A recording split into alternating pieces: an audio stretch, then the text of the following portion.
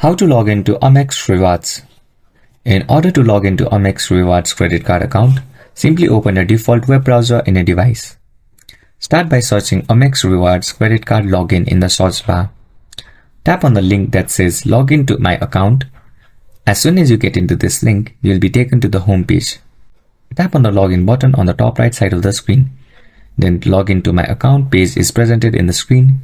In this screen, you'll have prompts which you have to fill very correctly. You'll be asked your user ID, password, account type there.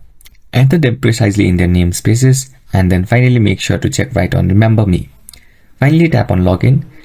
Here are other options too, like forgot your username or password and register to, which you can use to explore on your own.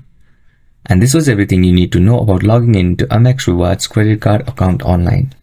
If you find this video helpful, please make sure to like and subscribe to our channel.